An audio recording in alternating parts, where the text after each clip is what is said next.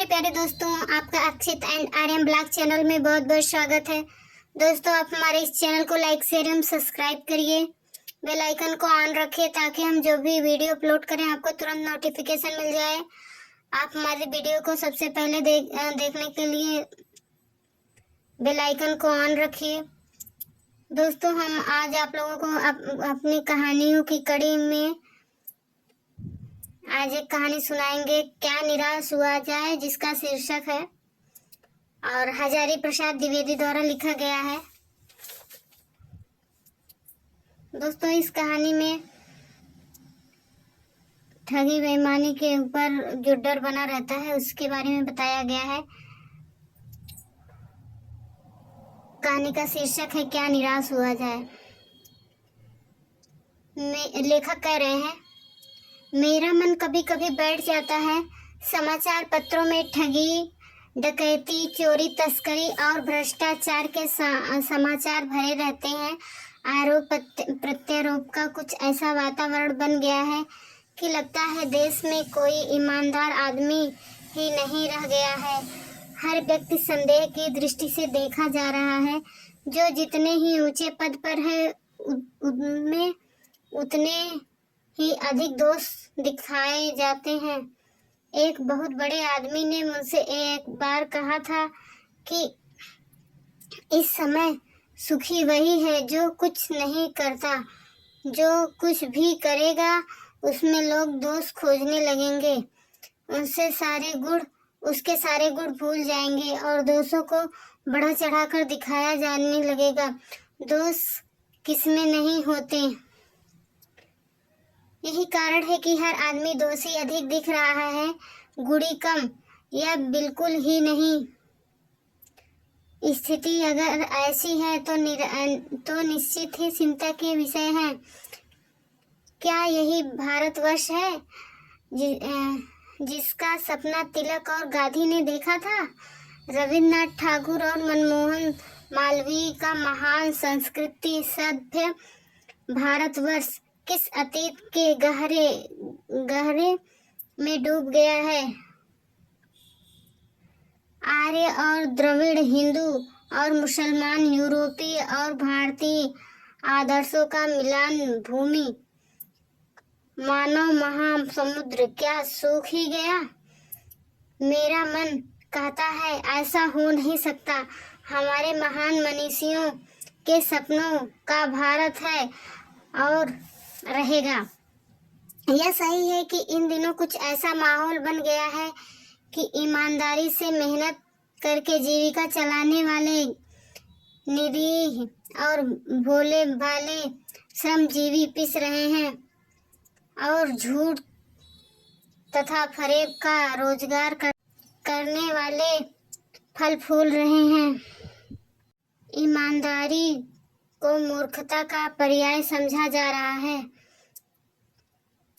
सच्चाई केवल भीड़ और बेबस लोगों के हिस्से पड़ी है। ऐसी स्थिति में जीवन का महान मूल्यों के बारे में लोगों की आस्था ही हिलने लगी है। भारतवर्ष ने कभी भी भौतिक वस्तुओं के संग्रह को बहुत अधिक महत्व नहीं दिया। उसकी दृष्टि में मनुष्य के भीतर जो महान आंतरिक गुण स्थिर भाव से बैठा हुआ है वही चरम और परम है। लोभ, मोह, काम, क्रोध आदि विचार मनुष्य का स्वाभाविक रूप से विद्यमान रहते हैं, पर उन्हें प्रधान शक्ति मान लेता और अपने मन तथा बुद्धि को उन्हीं के इशारों पर छोड़ देना बहुत बुरा आचरण है। भारतवर्ष ने कभी भी उन्हें उचित नहीं माना। उन्हें सदा संयम के बंधन में बांधकर रखने का प्रयत्न किया गया है, परंतु भूख की उपेक्षा नहीं की जा सकती। बीमार के लिए दवा की उपेक्षा नहीं की जा सकती। गुमराह को ठीक रास्ते पर ले जाने के उपायों की उपेक्षा नहीं की जा सकती। हुआ यह है कि इस देश में कोटि दरिद्र जनों की हीन अवस्था को दूर करने के लिए ऐसे अनेक कायदे कानून बनाए गए हैं जो कृषि, उद्योग, वाणिज्य, शिक्षा और स्वास्थ्य की स्थिति को अधिक उन्नत और सुचारू रूप बनाने के लक्ष्य से प्रेरित हैं। परंतु जिन लोगों को इन कार्यों में लगना है उनका मन सब समय पवित्र नहीं रहेगा। प्रायः वे ही लक्ष्य को भूल जाते हैं और अपनी सुख सुविधा की ओर ज्यादा ध्यान देने लगते हैं। भारतवर्ष सदा कानून और धर्म के रूप में देखता आ रहा है। आज एकाएक कानून और धर्म में अंतर कर दिया गया है। धर्म को धोखा नहीं दिया जा सकता, कानून को धोखा दिया जा सकता है। यही कारण है कि जो लोग धर्म भीरू वे कानून की त्रुटियों के लाभ उठाने में संकोच नहीं करते। इस बात का पर्याप्त प्रमाण खोजा जा सकता है कि समाज की ऊपरी वर्ग में चाहे जो भी होता रहा हो, भीतर भीतर भारतवर्ष अब भी यह अनुभव कर रहा है कि धर्म कानून से बड़ी चीज है। अब भी सेवा, ईमानदारी, सच्चाई और आध्यात्मिकता के मूल्य बने हुए हैं।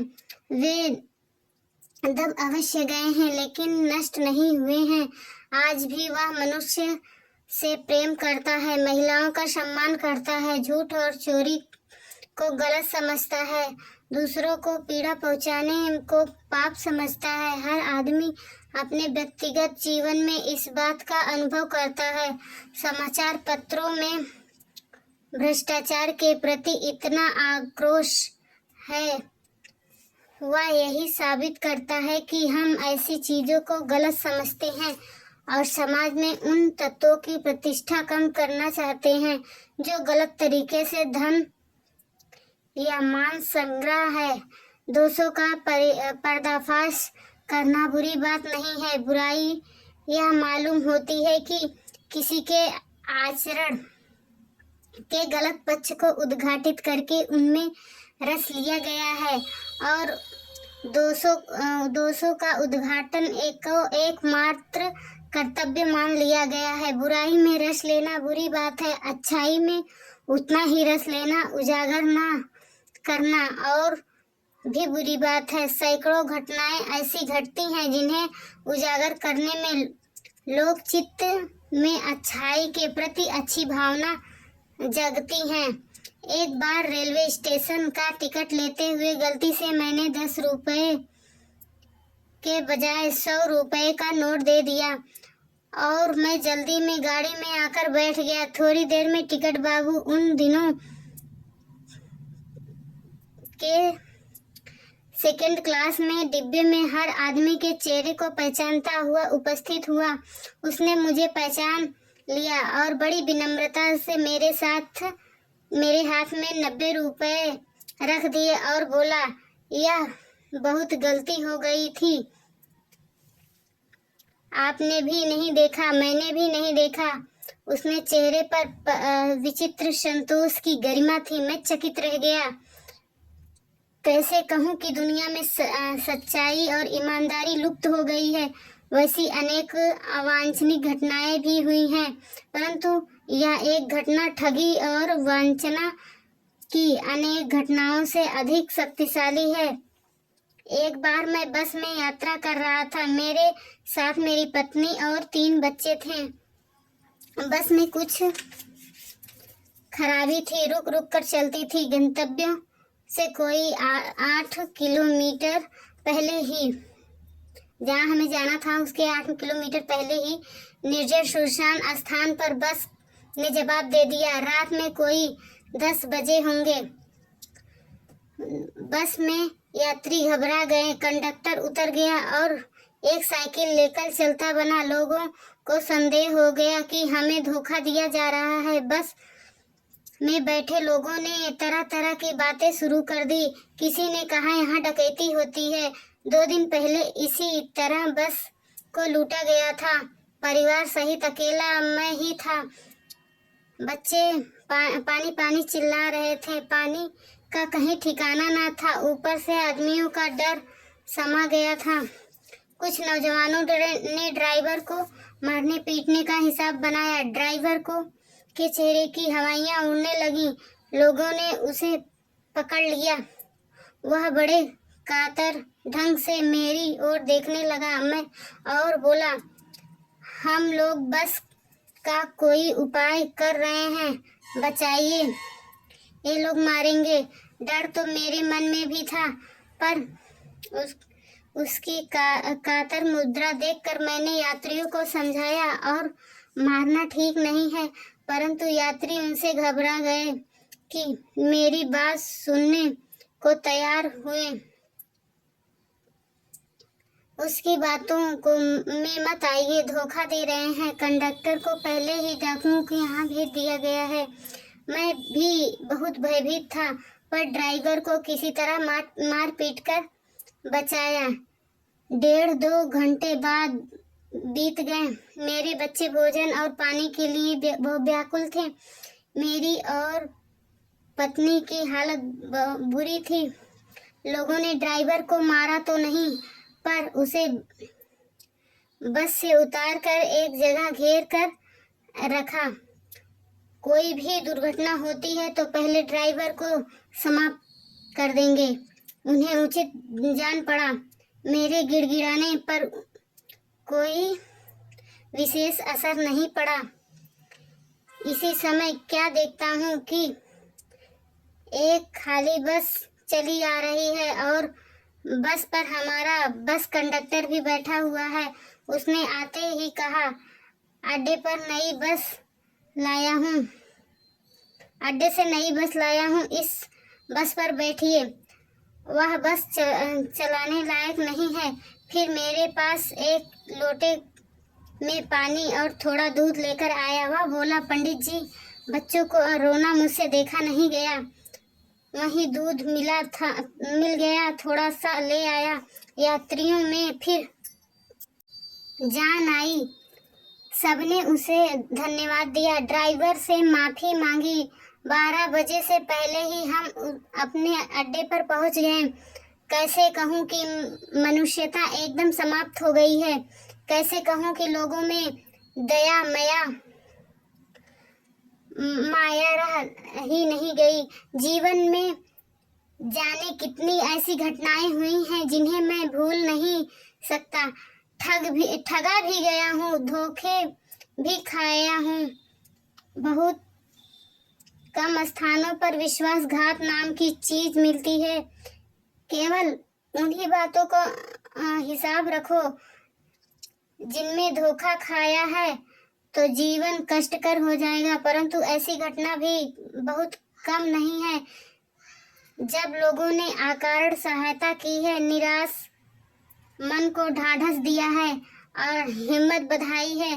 कवि रविन्द्रनाथ ठाकुर ने अपने प्रार्थना गीत में भगवान से प्रार्थना की, संसार में केवल नुकसान ही उठाना पड़े, धोखा ही खाना पड़े, तो ऐसे अवसरों पर भी हे प्रभु मुझे ऐसी शक्ति दो कि मैं तुम्हारे ऊपर संदेह ना करूं। मनुष्य की बनाई विविधियां गलत नतीजे तक पहुंच रही है, तो उन्हें बदलना होगा। वस्तुतः आए दिन उन्हें बदलता ही जा रहा है, लेकिन अब भी निराश की ज्योति बुझ नहीं रही है। महान भारतवर्ष को पाने की संभावना बनी हुई है, बनी रहेगी। मेरा मन निराश होने की जरूरत नहीं है। दोस्तों, इंसानियत अभी भी जिंदा है। लेखक के कहने का अर्थ ये है, क्योंकि कुछ ठग या बेईमानी होता रहता है, लेकिन कुछ अच्छे इंसान भी हैं इस धरती पर।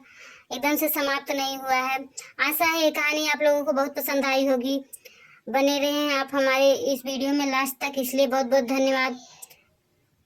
हमारे वीडियो को देखते रहिए, लाइक शेयर एवं सब्सक्राइब करिए, बेल आइकन को ऑन रखिए हमारी वीडियो सबसे पहले देखने के लिए। Thanks for watching this video. मिलते हैं अगली वीडियो में। धन्यवाद।